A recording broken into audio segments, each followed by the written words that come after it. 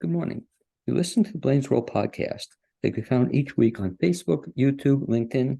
You can also find us on Spotify and Apple Podcasts.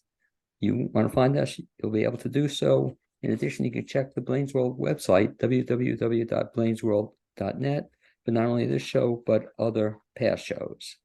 I'm here right now in my Zoom studio in lovely downtown Fairview in North Carolina. And what we do each week, or each show, we try to focus on positive news and information about people and organizations in both Western North Carolina and throughout the country. And to that end, it's my pleasure to introduce Zoe Zelonky, am I pronouncing it correctly? Yep. Zelonky, who's the education director at Asheville Community Theater. And Zoe, you can wave to all your fans and for friends who are watching this. Okay, and that's Zoe. And talking about positive people, Zoe is just the most positive person I've come across in a long time, sort of Miss Positivity here. And Zoe, I know you're from the Springfield, Missouri area. How long have you been in Asheville? I got to Asheville almost a year ago today. We moved in July, so it's been about a year of Asheville wonderfulness, and it's been a great transition. It's And a so great what got city. you to Asheville?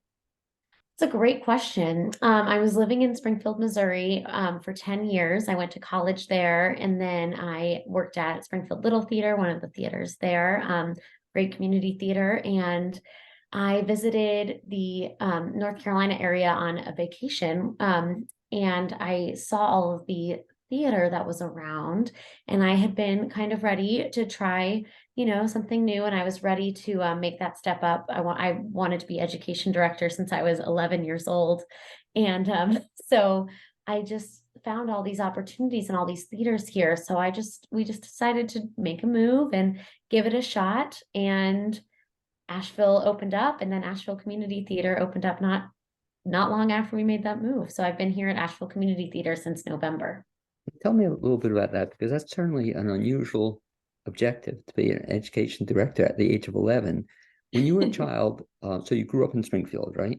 Missouri? No, I moved to Springfield when I went to college. Oh, So I grew okay. up in Memphis, Tennessee.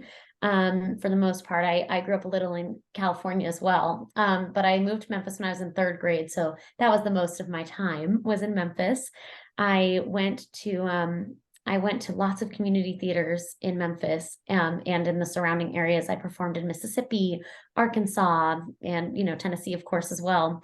My dad is a performer, and so I would go with him, and we did Annie together, and we did Fiddler on the Roof together many times, and so I followed him around and followed in those footsteps.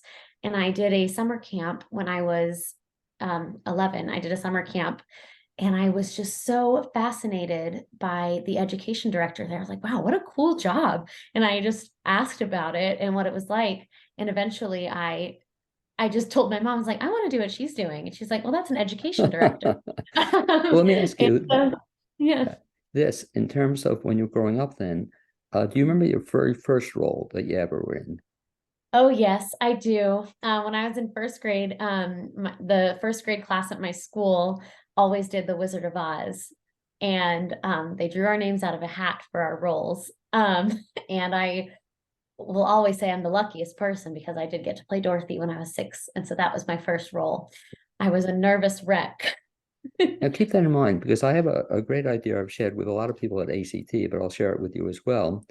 And that is what I want people to do is to do a fundraiser for ACT, to support the education programs, of course, and everybody would recreate their very first role. You know, like for example, do you have that role? Do they have a videotape of that anywhere? I definitely have a VHS tape of Oh, you that somewhere in do. my attic. Oh yeah, for sure. But tell me how cool. Well, but excepting where do you find a machine that plays VCR tapes anymore? But True. wouldn't that be cool that everybody you wouldn't have to do the whole role, but just 5 or 10 minutes of it, as first role, and then all these years later. I just thought that'd be a fun thing to do. So you graduate from that was your first role, very exciting, from Dorothy. Trace your theatrical background after that. Sure. So while we were in California living there still, my dad was playing Tevye and Fiddler on the Roof, and they had auditions for the children roles. And so I auditioned, and I was it was a show that ran for, I feel like it ran for months. So I was like quadruple cast with all these other little girls as the youngest daughter, Bielka. But I was just so excited to get to play my dad's daughter on stage. What a treat. And so we got to do that show. And my two little brothers also, they were at my audition. So they auditioned too. And my youngest brother was only 3. But you know, the first line the Sun sing is, at 3, I started Hebrew school. So they cast both of them. And my little brother, the youngest one, Jacob, he did every single performance. My mom said they had like 40 some performances and he didn't miss a single one. So I had to miss lots because of school. That's why they Do they cast still them. perform? My brothers, Yeah. my middle brother doesn't perform. He's a little more on, he does a lot of teaching and camp counseling and things like that. So he's a little more on that side. But my youngest brother, Jacob, yes, he is an actor. He lives in LA. They both live in LA. He's currently, oh, I actually don't, I don't think I'm allowed to talk about his current project, but he was just in a play that was directed by Jason Alexander of Seinfeld fame, and he was absolutely wonderful. It was a beautiful production. He was the youngest actor. He won some awards for it, and he's really so talented. He's got a little music career going on now as well. He's on Spotify as Cove Zelonky. He's a very talented young person. My whole family has a deep love for the arts, and that was instilled in us by our parents, and we really all cherish it. Now, are your folks still around? Yes, And does your father still perform? he does. My dad currently is in LA. He works at a summer camp as a song leader. He's been there for about 30 years. And he performs his original songs and all over the country. He's performed 3 times at the White House. When I worked in Missouri, he would come out and be an artist in residence with me, and he would perform. I would book him at schools and we would bring him out to all these different programs. So he would perform he's got a show for kindergarten through 3rd grade, and then for 4th through 6th grade. And then he's also written a full musical. I actually have his posters back here. He wrote a Harry Potter spoof musical that I got to direct in Missouri. And he wrote a middle school musical that I got to direct in Missouri. And for the middle school musical, he actually came and he was a part of it, which was really special. But he still performs and directs and all that good stuff. And he's super supportive and wonderful. My mom was a dancer when she was a kid, and she has always had a really strong love for the arts, and she is an educator as well. So when I was growing up, she was the education director at my synagogue. And so I got a lot of that energy from her, which it makes sense that ultimately I went into theater education. You have me thinking that we have to get your dad then out to Asheville as an artist in residence. I'd love to see him perform. But as you're speaking, I'm thinking to myself, you're so lucky in that you had parents then who supported your career. That you probably even see that at ACT. Unfortunately, there are some actors and performers who don't have that same kind of support, which is a shame. Right. But so when you wanted to go in the theater, you didn't get a lot of resistance from your family. Is that correct? No, not at all. I always make a point as an educator now to thank the parents Yeah. for letting their kids be a part of it, because it's just true. No matter how enthusiastic they are, the fact that they're giving that opportunity to their kids, it's irreplaceable. And no matter if their kid decides to go into that for their career or just for now, it's going to have an impact on them. And it's huge that the parent is allowing that. And you're so spot on, because not only do the parents have to support it, but they also have to spend a lot of time. A good friend of mine, his daughter was an Annie, and he'd had to go to every rehearsal at ACT, and just to get the child there. So they really need the support of the parents. So Absolutely. You were in school, you were camp, all these different places you're performing. Did you continue through college? Oh, yes. When I got to college, I was in a theater education program, which is different than like a musical theater degree or Sure. something like that. And so I didn't think that my performing opportunities at the school would be quite as big. So I just started looking at the community theaters, and there was a walkable theater. It was very close, and they had auditions for Seussical. my third month, I think, that I was at school, and I called the director and I said, hey, it says that this is Sioux School Junior, so it's 18 and under. I'm still 18, and am I able to audition? And she said, oh yeah, come on down. And so I did, and I mean, instantly changed my life. Her name's Lorianne. She's a brilliant director, choreographer, and the program they had at Springfield Little Theater was incredible. She was the education director there, and she was the director of this production. It was a show with over 80 students or 80 people in it. I was playing one of the Gertrude McFuzzes along with Leah Egeman, who became one of my good friends. And I just felt like I found a home. It's hard to move when you go to a new school, and you don't know anybody. And, I made a lot of great friends in Missouri and college, but finding that theater and finding that community is so important. And that's why when we made the move to Asheville, I said, the first thing I'm going to do is find the audition. I've got to audition somewhere, and I've got to be and find a community. And so one of the very first things I did was audition for ELF. Okay, and unfortunately, I missed it because it was sold out. I tried to get Yeah. tickets, and so you're on a roll here, kid. But go from college then to 10 years, I guess, leading up to Asheville. So you were in community theaters there? Yes. So I worked at Springfield Little Theater as a performer. I auditioned there frequently. I was in lots of shows during college. And then during college, Lorianne, again, who picked me for Seussical, she asked if I had any interest in teaching. And I was like, yes, that's what I want to do. And she offered me a job while I was in college of teaching some elementary students in a troupe format. And so I came and I directed those kids and I choreographed for them, and I learned a lot about it. I never really thought of myself as a dancer, and she challenged me to try it. And these kids were just incredible. And I really just fell in love with teaching them. And, I always thought that I wanted to teach middle school because that's what my dad directed. I was like, I'll do middle school just like my dad. And then I got to work with these elementary kids. I was like, oh, elementary school, that's great too. And then in my college program, I did my student teaching at a high school, and I was like, oh, high school. And it just turns out that I like all of the kids. So after I finished college, I said to Lorianne that I would love to be considered for a full-time position. And she hired me as the production director, or the youth production director there, youth program director there at SLT. And speaking to you, I'm getting the impression that, and certainly it's impressive, you do lots of different things.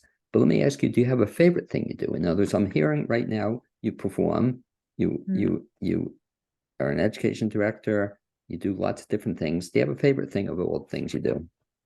It's a really tricky question because I'm always happy. I know you said I was positivity. I love performing. I love teaching. I love it's hard to say. I think I really love directing too, is one of the big ones, because it kind of encompasses a little bit of both. You have to have an understanding of the performer side, and great directors are great teachers. So I always try to take it from that angle. It's really hard to say. It's funny you say that. Yeah, I'm sorry, but I ask like a lot of actors, they prefer acting or directing. And oftentimes they say directing, but they're not telling me the truth, Zoe, because the truth is that you don't have to memorize the parts that way. If you direct, you have other people do the memorization. But you were saying, I cut you off. I'm sorry. You were saying about acting, directing. I was going to say that the education side of theater, I've always found to be the most rewarding. And that's why I decided to go into it, because the impact that you get to have as a teacher it's very deep. And that first group of kids that I taught in that elementary class when I was in college, they just graduated from their program this year, and I got to watch them go through that process. And it's just beautiful to see their growth and to see what an impact the theater had on them.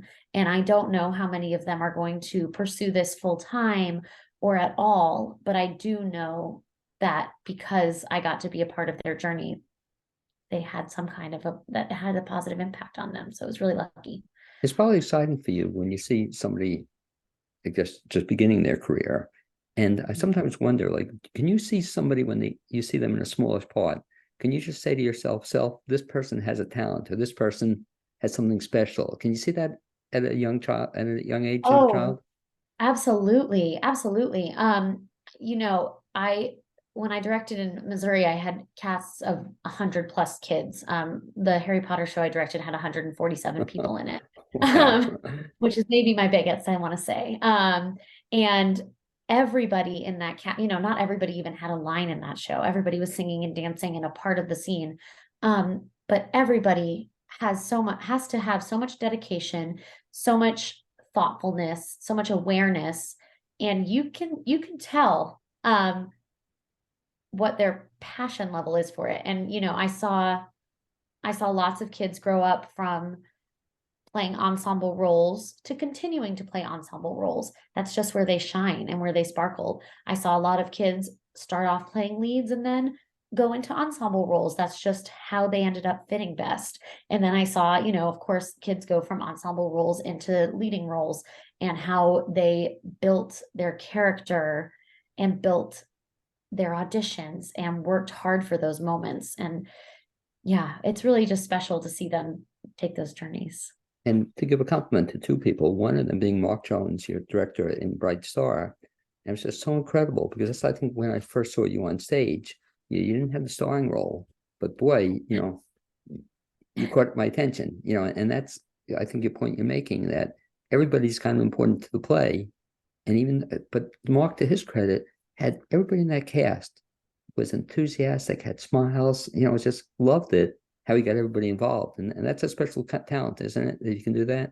Absolutely. Mark was a fabulous director for Bright Star. He had clear vision, and he was so inclusive from day one. We all just were sitting in a circle, and he was talking through his process and how he wanted us all to really be all storytellers. No matter what our role was, we were all storytellers. And I think that that was really achieved because anybody could stand out in that show. If you watched anybody in that show, you would have seen a full and complete journey. And just what you're saying, I think it's one of the first shows where I really noticed it, that there were a lot of people in that cast, and everybody was engaged, which was really very unusual. And talking about that, everybody being engaged, now talking a little bit, if you would, Zoe, about your role as education director. And again, I guess one of the beauties of being an education director is that, I guess, when you go to college, that people want to be lots of things, but, you don't have, I guess, as many people having desire to be education directors. Is that true? I don't think anybody's ever specifically said that they want that job to me. Actually, that might not be true anymore.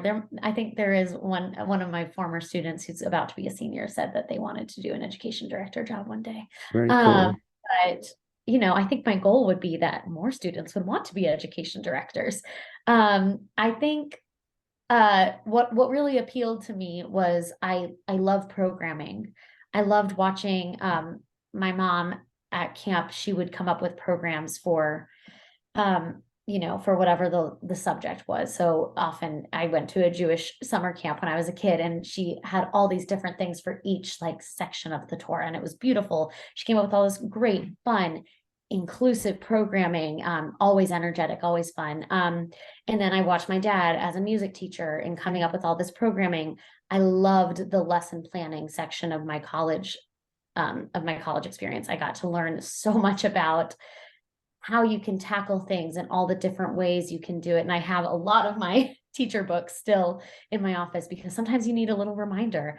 But here at ACT, I get to do lots of programming. I came in kind of midway through the season, right, in November. So I got to jump in on a season that was already beginning, and I got to do a lot of observation. And then when I feel like I really got to dig my feet in was when we started summer. So we're in the middle of Tanglewood Summer right now, which is a lively, wonderful part of the ACT culture. And it's been a wonderful few weeks, and I'm super excited to continue through. So for the benefit of people who don't know what an education director is, I'll Sure. ask you the question. What does an education director at Asheville Community Theater do?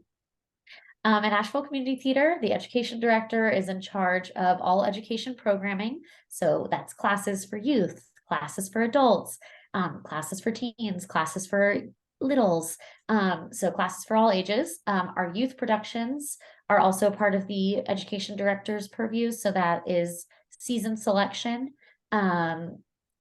choosing the artistic teams, talking with the marketing director to get the shows marketed, talking with Jill Summers, our production manager, about how to get our, how to coordinate our tech classes and our productions and make sure that everything flows really nicely with the main stage season.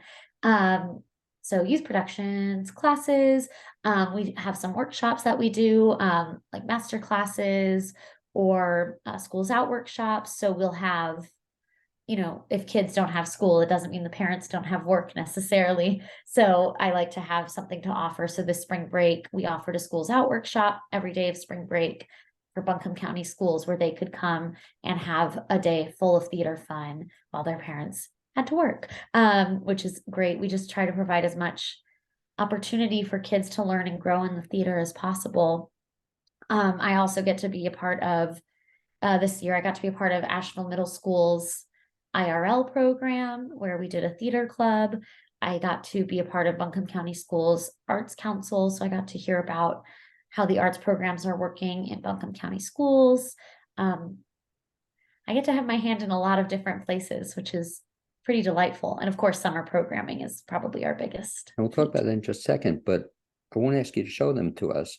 But it seems like you must have a pair or a couple pairs of roller skates there, in terms of, I mean, my God, you're getting around everywhere, you get to do a lot of different things. I guess one of the things, I assume you don't get bored too easily. No, I like to stay. I like to stay energized. It does. So you mentioned the one program I think I'm most familiar with. It's the Tanglewood program, and describe what that is. So Tanglewood Summer Camp is our summer program. It's an old program that's had a lot of different elements to it, but currently what it's serving as is our summer programming. So this year we've so far had an adventure camp where it was all adventure type musicals. So we had Peter Pan, we had I've already forgotten, it's been 3 whole weeks. We had Peter Pan and we had Pirates, and we had a little bit of Brave. And so the kids went through and learned musical theater songs, a musical theater script, and they worked on characterization and theater games, improvisation, thinking on the spot, all kinds of things like that. We did a magic camp where it was Encanto and Alice in Wonderland and the Harry Potter musical and things like that. So we incorporated all those things. We're getting ready to do a summer conservatory where we'll have several people come and speak to them about the different things you can do in the arts. So we've got a voiceover actor who does all these voiceovers for anime. He does all the English dubbing. We've got an actor who does tons of horror films out in Hollywood. He's just this wonderful, tall, and extremely kind person who's constantly playing a monster because he's got all the shaping for it. And it's fun to see all the makeup work that he gets to do. And then we've got one of the performers who's in the national tour of Six, the musical. They're going to be only an hour away during conservatory camp. So she's going to come and talk to us about what it's like to be a swing on a national tour and all of the preparation and work that you have to do to play all those roles. So we've got all those opportunities. We reach about 300 kids during Tanglewood this summer, and it's wonderful. We get to teach them about theater, but we also get to teach them about, confidence and kindness and respect and working hard and all those things that make you not only great for the theater world, but great for the world. And one of the things, the cool things I think about what you're doing, and you're certainly an example of this as well, is that I guess theater folks need to realize that there are more jobs out there, there are more things to do other than just be on stage, and you certainly be an example of that. But even as you talk about voiceover work or Jill Summers, what she does, amazing stuff she does, there's a lot of positions out there for somebody if they want to be in theater, if you can get them away from the fact that they have to be the star in a show. Right. What about somebody, and I guess you get this, Zoe, that they think they're not capable of being in theater or being in a show? I mean, I guess you get a lot of people when they come on board initially, they're kind of nervous about it. Absolutely. Yeah. There are lots of people who feel nervous, and my opinion is always just try, because there is room for everybody. That's the beauty of a community theater, is everybody has a space, and there's always something that's going to really, I think that's going to hit for somebody. One of the rules that I always give the kids is try everything with a 100% good attitude. You know, a lot of times when you go to theater camp, there's a lot of different activities that you do. And some of them you're like, no, that doesn't sound good to me. I'm just going to sit. But if you try it just one time with a really good attitude, you might really love it. And so I always, I mean, I use this on kids and adults. Try it with a 100% positive attitude. And if you don't like it, you don't ever have to do it again. But I bet you will like it. And I bet that something about it will speak to you and, you know, help you find your next steps. What's funny, I tell a lot of actors also that you should volunteer to be a stage manager, you know, for a show, because you want to see what takes place. You know, like you said, do every role or take part in everything, see everything, and you might be surprised, you know. Absolutely. Because the you know, just like you said, do you see that? I guess some people you've worked with, they start out wanting to be an actor and then they wind up doing other things.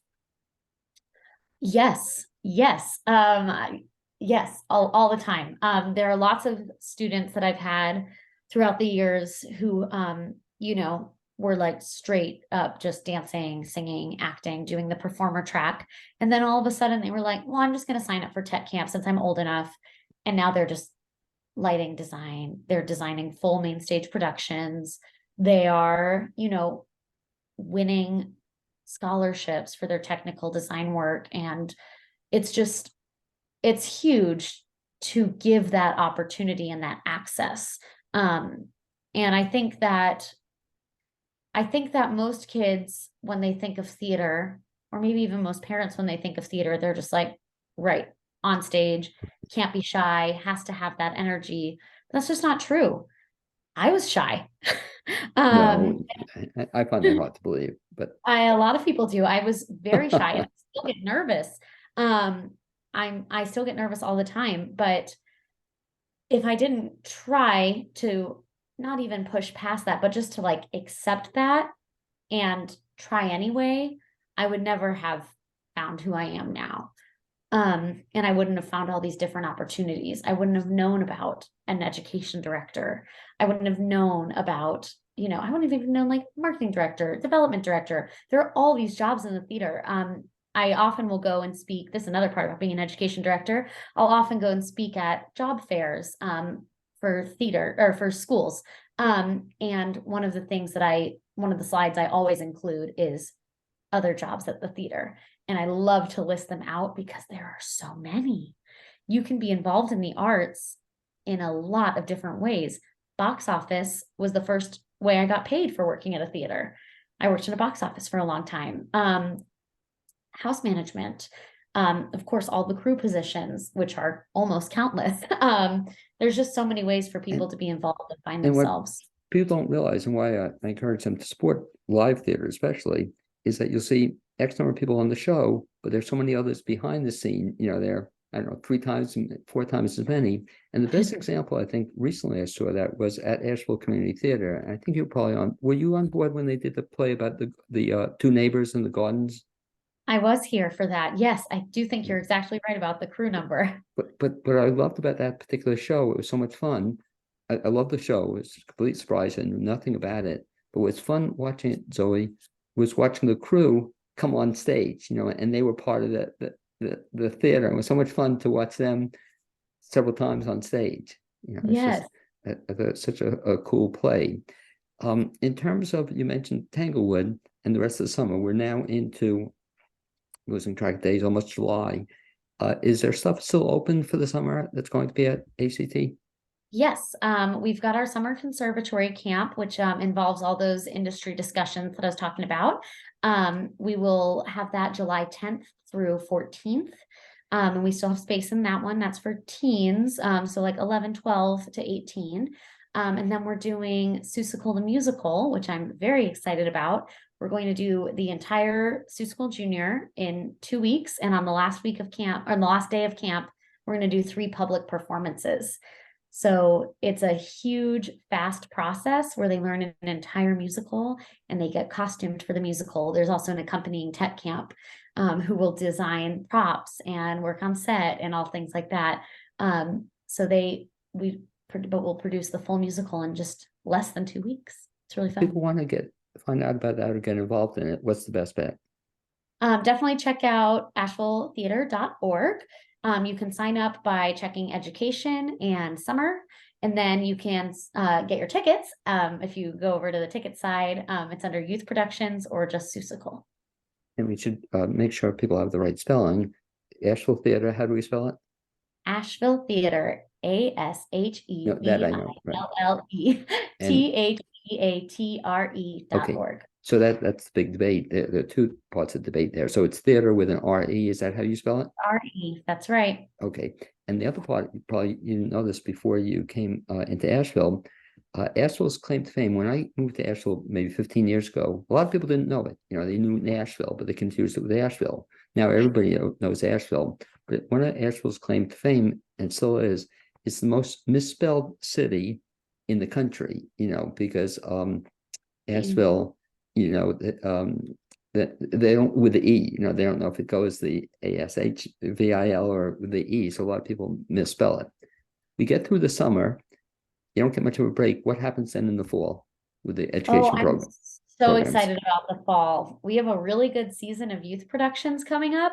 We're kicking off with Curtains School Edition, which is a murder mystery musical that takes place opening night of an off-Broadway production. Okay. The leading actress is killed during curtain call. And it's super funny, super great music. And I'm excited to start with that one because it goes fully in theme with our magic and mystery theme of the 77th season of Asheville Community Theater.